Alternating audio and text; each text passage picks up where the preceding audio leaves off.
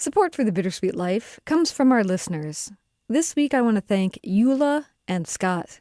Your support really does help us pay the bills and keep this program coming to you every week, twice a week. And Scott, as the newest Patreon supporter, I hope you loved the bonus episode we're putting out this week, where a roll of the dice has us answering the most ridiculous questions. If you love this show and you're financially able, please support it. There are links in the show notes and at thebittersweetlife.net. Welcome to The Bittersweet Life, a show about living abroad and moving home.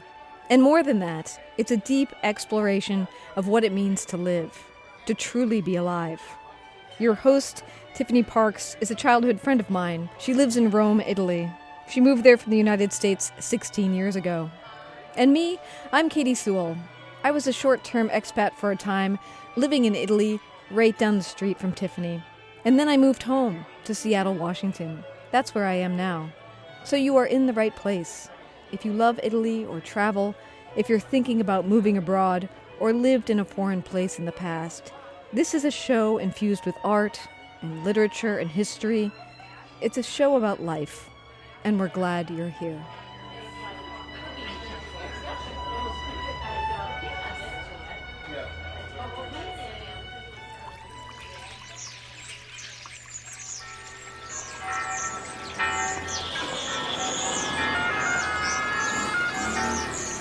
Welcome to Rome. This is The Bittersweet Life with Katy Sewell and Tiffany Parks. Hello, this is The Bittersweet Life. I'm Katy Sewell. I'm Tiffany Parks. And today we are answering a listener question sent in to us by Tyler. Hi, Tyler. Thanks for the email. He writes, "Hi, Katy and Tiffany. I hope this note finds you well and rested from your vacation. As I said in the subject line," oh, what was the subject line? Should I still move? That's the subject line. As I said in the subject line, I could use life advice thematically related to the Bittersweet Life's focus. I don't have people more experienced in life whose brains I can pick on the question. I'm the only person in my family or close friend group who is interested in being an expat, etc. I'll try to keep it brief but intelligible. The question boils down to: I am really itching to plunge into my first longer/medium-term expat experience, at least a year, after some previous traveling. But it's so hard to plan right now. Do you think it is worth waiting another year or so until things are hopefully more normal, or trying to plunge ahead before things are back to normal, given that I've already saved the funds to do so? A little context is that said plunge was exactly my next plan when the pandemic hit while I was traveling. I had wanted to for a while and was finally ready psychologically and financially. I still am. I think I would regret giving up on the idea, but it's so hard to plan anything in 2021. All I've been doing is working bridge jobs, and being 29, it is difficult not to be anxious about wasting time. Frankly, I'm practically rudderless at this juncture. I've considered settling down stateside and retraining for another career, just to do something with my potential. But the idea makes me rather gloomy, rightly or wrongly.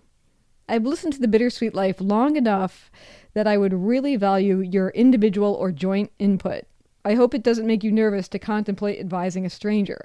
Don't worry, I wouldn't make a decision just off that. I think I owe myself to at least ask you to, because I think you both have value systems about what makes for a good, if bittersweet, life that my peers and elders in my life don't.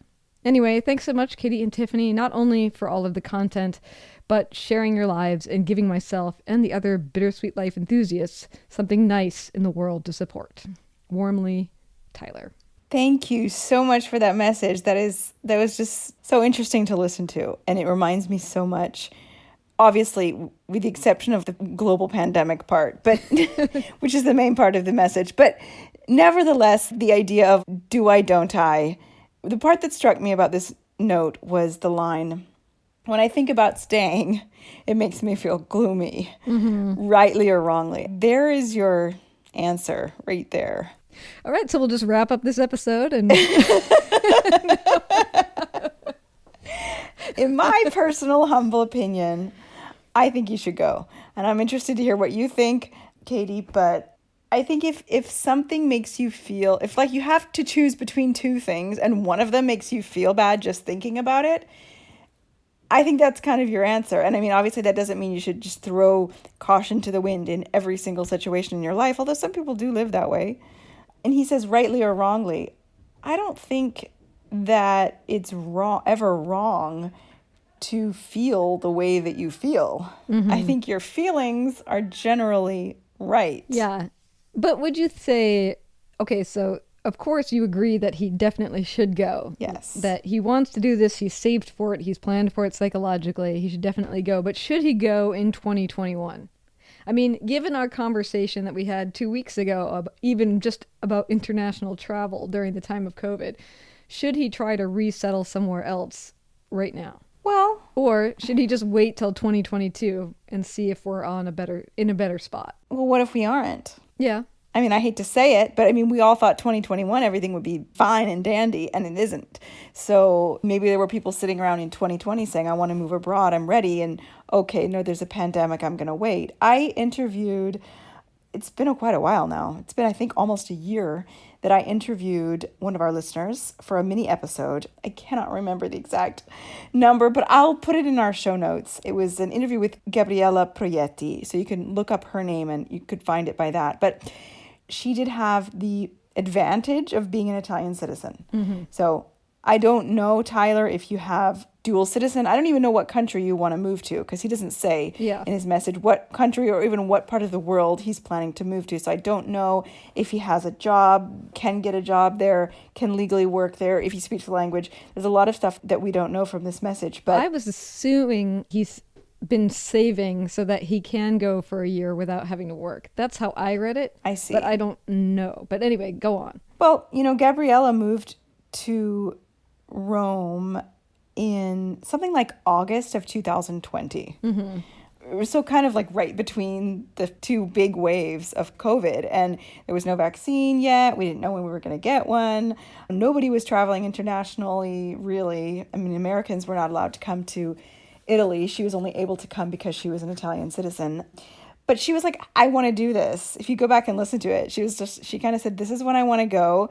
My mom doesn't want me to go and such, but I have to go. It's calling to me.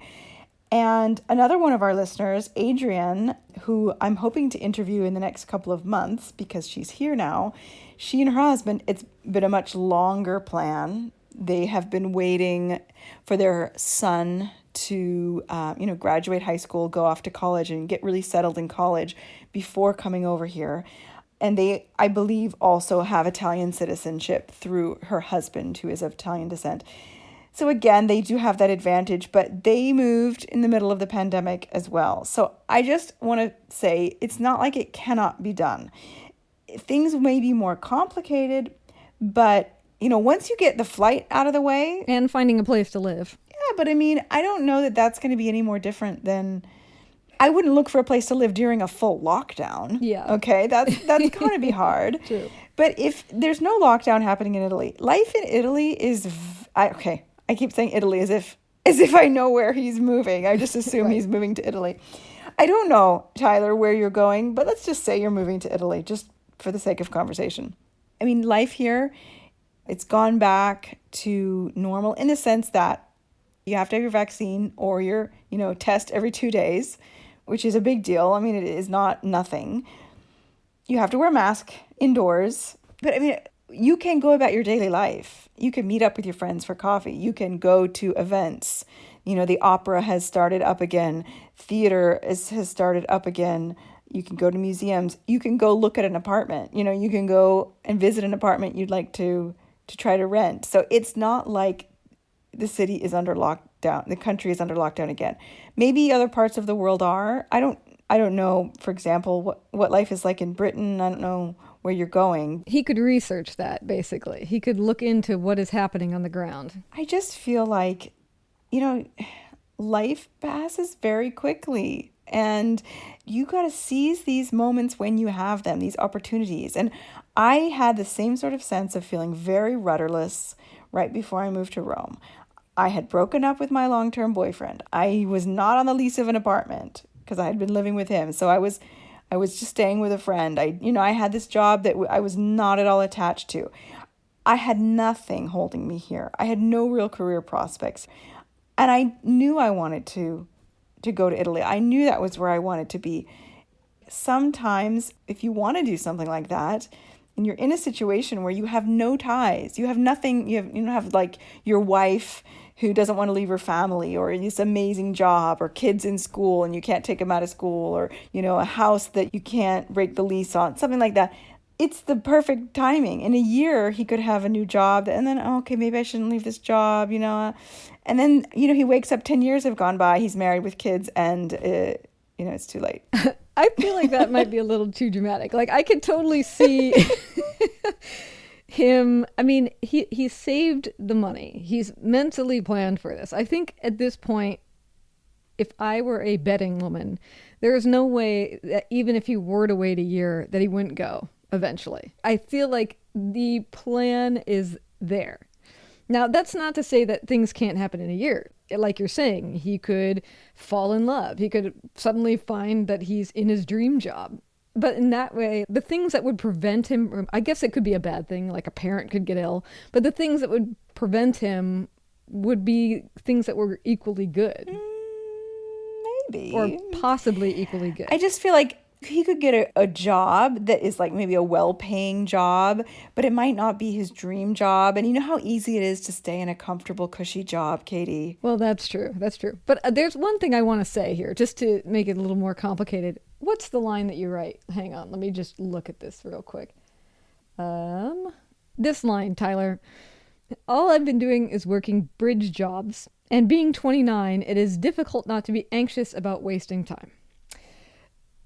I just wanted to say that in the long scheme of things, 29, 30, you got time. I totally remember that feeling of that tick, tick, tick of being in your late 20s. But by the time you get to be me and Tiffany's age, you realize that was all an illusion. That kind of ticking timeline that you think that you need to live on at that point in your life, or that somehow other things, other dreams you have for yourself will never happen if you don't get it done by the time you're 32 years old. It's just not true. You have time. I'm not 100% agreeing with you on that. Why not? Because I think it depends on what the dream is. I think if your dream is to publish a book, yeah, you have your whole life to do that. That is not a dream that has an expiry date.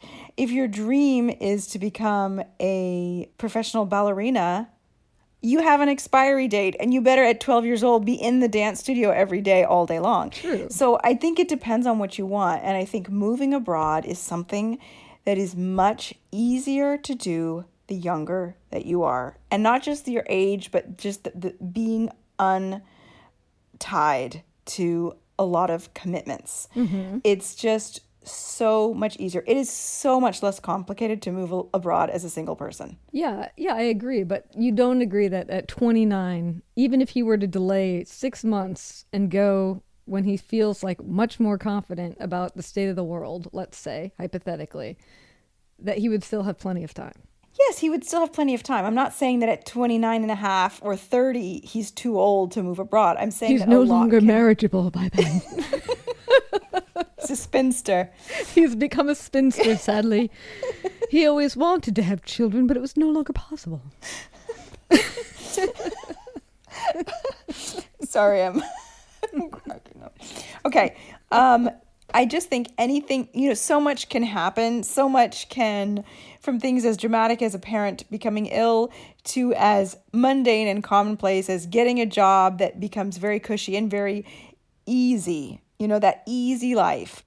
Being an expat is a challenge. You have to be willing to, at least for the first period, the first year or so, to have a hard life, to have a life that's not just easy sailing and just, regular. It's more stimulating, but it's more challenging. It's harder. And it's easy to get stuck in a easy lifestyle, a comfortable, familiar lifestyle. And I'm not going to say that Tyler's going to do that. I don't know him well enough. Well, here's a question, Tyler, as you're listening, or anybody else who is listening that is having the same question.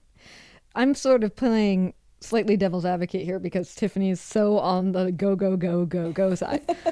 Hence my role here in slowing down this conversation. However, if you're hearing us talk, and let's say I'm actually I'll just pretend I'm firmly on the other side of the fence. I think that you should wait until the pandemic is completely over, which is not true, but that's my stance.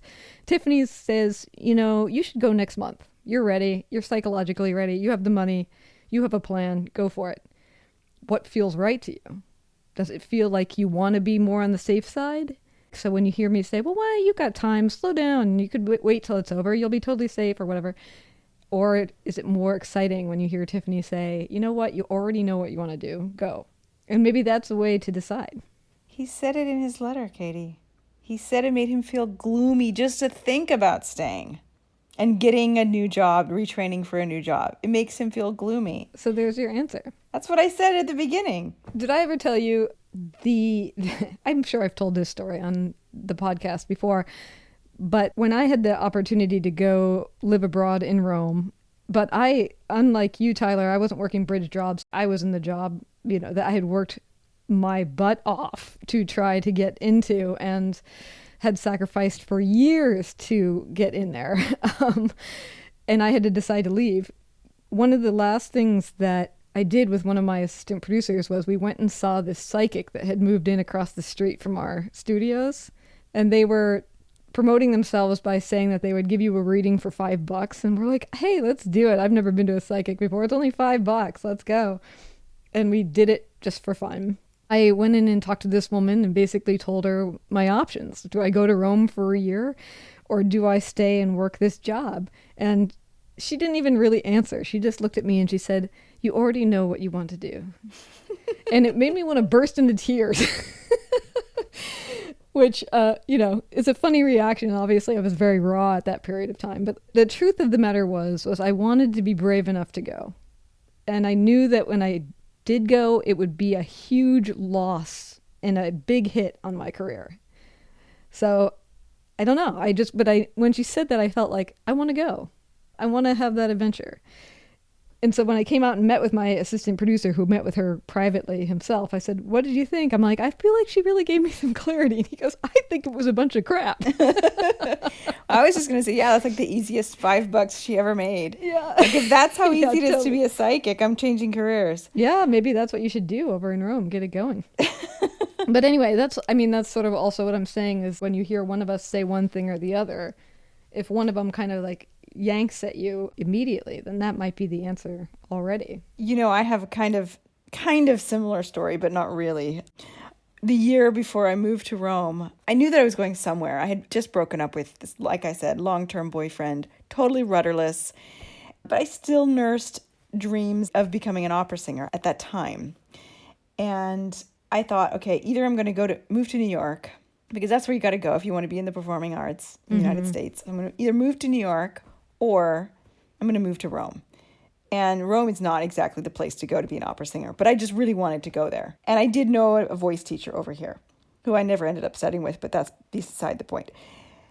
So I didn't go to a psychic, but I was going to a university I wasn't attending it. I was just going there to participate in some kind of experiment. I don't remember what it was. They were doing some experiment. I don't even know what it was. It wasn't anything crazy. Like I didn't have to take any drugs or anything like that. Mm-hmm. But it was like some very minor experiment where you had to like look at a light or something. I can't remember because I had no money, right? And they were paying me like $10 each time I went or something. And the guy who ran the experiment, he was like a student. He was like a grad student, probably a nice guy. And I told him my dilemma. I'm either going to move to New York or I'm going to move to Rome. He didn't say, the answer. He was like, oh, you have to be in Rome. I can see it all over your face. You're supposed to be in Rome. You're not supposed to be in New York. Of course, Bostonians famously hate New York, but it wasn't about that. And I don't know if my face lit up when I said Rome. I don't know what it was that he saw, but this guy barely knew me, beyond like what my eyes did when he shined light on them or something. But I'll never forget that. And of course, I never saw this guy again. I have no idea what his name was. I'm not going to say part of my decision was him telling me that, but it really was a good sort of push. you're right. That is where I'm supposed to be. You can see it in me. Mm-hmm. And I just feel like reading Tyler's letter, I can hear it in the letter that he wants to go. He doesn't want to wait anymore. Maybe somebody in his life is telling him, what are you doing moving abroad during the middle of a pandemic? What are you thinking, son? Like I could just hear like his dad saying that. But deep down, he's like, I want to go. I'm ready. I want to go now. Yeah, I'm wasting time. I've already waited a year, basically. I've already waited for 18 months. It's interesting, though. I just had a thought pop into my head because when you're giving people advice, flippant advice, like this guy being like, yeah, you should go to Rome, or like the psychic being like, follow your heart or whatever. As you know, I work for a few authors helping them with different things. And one of them is the author, Jess Walter. And he was just telling me a story the other day about how he had taught a writing program where he was working with a bunch of writing students. And one of the students had written a short story and they were reading it as a class, critiquing it, as you do as in a writing program. And he just said, there's a whole novel here. As he described it, he's like, then I went home, went about my business, and years later, like I can't remember how much time had elapsed, if it was 9 years. Oh no. But he gets a note from this woman who said, yeah, you taught this writing class that I was in, and you said that my short story, there was a novel and I'm in there, and I'm so happy to say that I have a novel coming out. I wrote it into a novel, And he just thought, wow, you got to watch that big responsibility, because here he just made this flippant comment of like, there's a lot here. And that person then spent the next 7 to 9 years writing a book, which, as you know, as a person who wrote a book, is no easy task. And he said, I feel like I really need to be much more cautious about saying things like that. Even if that's the push that she wanted, and you're like an established expat and you say, this is what you need to do. I don't know. I hate to be disagreeing with you on everything you say, Katy, because I don't usually do that. Well, I don't. I'm always agreeing with you. Tonight I'm not.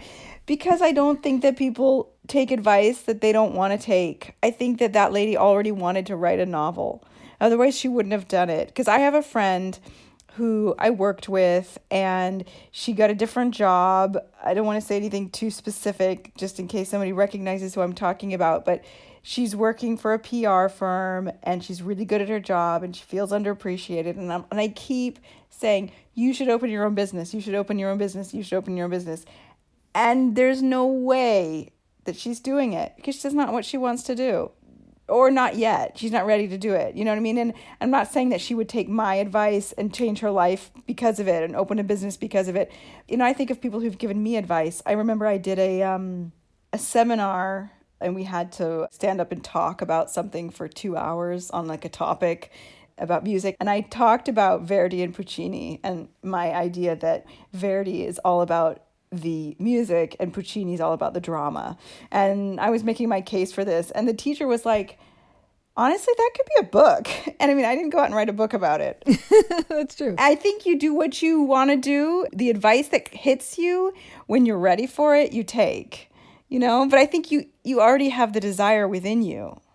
You're not going to totally do something you don't want to do just because someone says to do it. No, of course not. But didn't we just do a Patreon episode recently that was about the worst piece of advice we ever took? Yes, but that was, you were 12 and it was a cop. And it was a cop, and you'll have to become a Patreon member to learn the rest of that story in one of our 2 bonus episodes a month. But, okay, you're probably right there, that if somebody told me I should go into medicine right now, I'd be like, No, thanks. No, I don't really see myself going into medicine right now. Yeah. So, I don't know, Tyler. I hope that's helpful. I'm sure it's helpful. Yeah, write back to us and tell us where you're planning to go. Can you live there, like legally?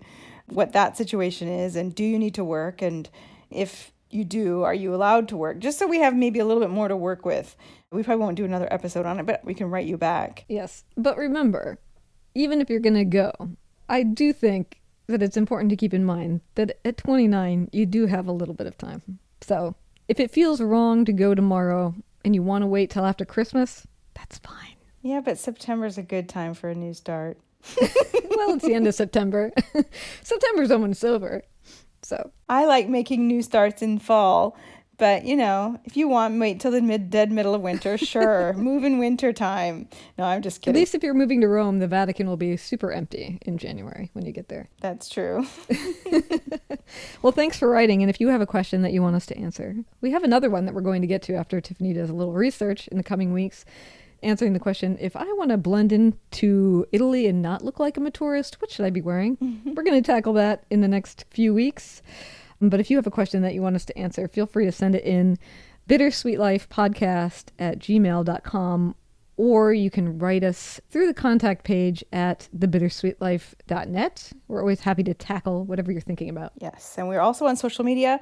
So find us on Instagram, Facebook, and Twitter. Just search for The Bittersweet Life. And if you're not following us on social media, go ahead and make sure you do that, because we do post a lot over there. And if you want to hear the worst piece of advice I ever followed that was given to me by a police officer, join us as a supporting member of this show by going to patreon.com/thebittersweetlifepodcast. There's a link in the show notes. We put out 2 bonus episodes a month over there. And soon, sometime this fall, once we figure out when and how, we're going to start doing video meetups with people who are supporting members of this show. Yeah, so that's going to be super fun. Yes. And until next time, this is The Bittersweet Life. I'm Katy Sewell. I'm Tiffany Parks. Join us again. Bye. You could sponsor this show and reach educated, curious, and compassionate listeners all over the world. Our listeners are a remarkable, diverse, and engaged group of people that I am so continually impressed by. Visit thebittersweetlife.net and click support to get the conversation started.